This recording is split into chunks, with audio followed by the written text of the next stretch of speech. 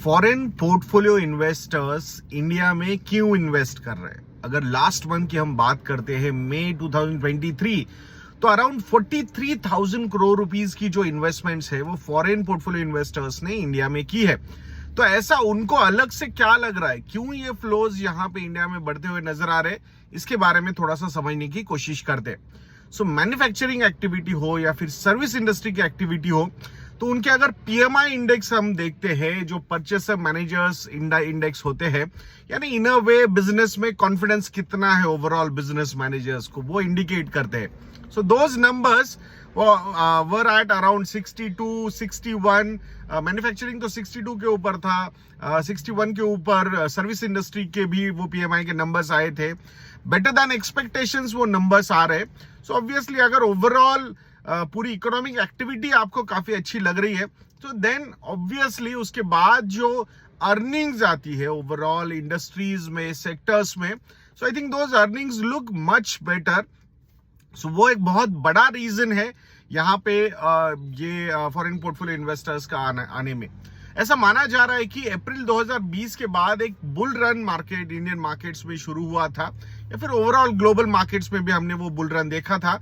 But अक्टूबर 2021 से लेके almost March ending 2023 तक का अगर ओवरऑल सिनारियो हम देखते हैं, सो इन दैट पर्टिकुलर केस एक अच्छा खासा कंसोलिडेशन हमने देखा है।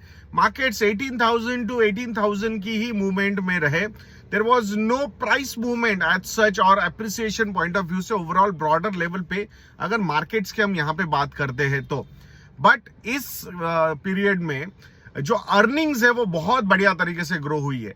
जो प्राइस टू अर्निंग्स रेशियो था अक्टूबर 2021 में, वहां से लेके अब तक के प्राइस टू अर्निंग्स रेशियो में ऑलमोस्ट 25 to 30% का यहाँ पे कंसोलिडेशन या फिर करेक्शन हुआ है प्राइस टू अर्निंग्स रेशियो में।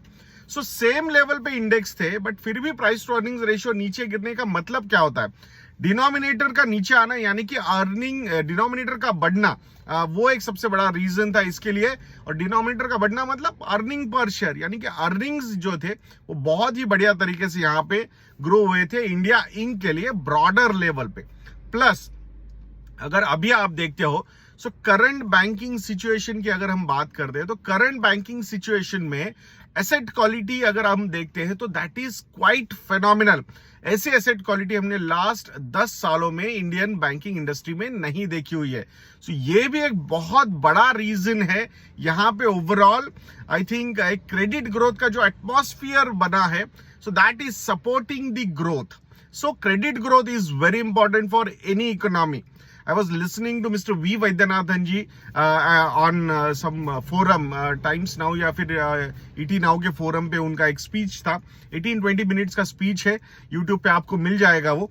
आई थिंक उसमें उन्होंने बहुत बढ़िया तरीके से सारी चीजें एक्सप्लेन की है, और कैसे पर कैपिटा इनकम इंडिया का बढ़ने वाला है आने वाले 7 सालों में। फ्रॉम $2,200 पर कैपिटा इनकम जो है इंडिया का, that will grow to almost $4,000 to $4,500, even $5,000 is also possible. एक रिपोर्ट जो आई थी मॉर्गन स्टैनली की, उसमें भी हमने यही देखा था। तो ये सारे फैक्टर्स एक्चुअली क्या दर्शाने की कोशिश कर रहे हैं कि overall things are looking much much much better for Indian economy. So politics के रिटोरिक से अगर थोड़ा सा हम दूर चलते हैं और एक्चुअल रियलिटी जो है इकोनॉमी में जो चल रही है उसकी तरफ हम देखते हैं, तो ये जो प्रोस्पेक्ट्स नजर आ रहे हैं, I think those prospects are quite phenomenal. हम अगर बात करें कि India is going to be super power, top 3 world economies में इंडिया आ सकता है, इमर्जिंग सुपर पावर है इंडिया, 30-40 ट्रिलियन डॉलर तक इकोनॉमी बढ़ सकती है by the time we will enjoy our 100th independence day.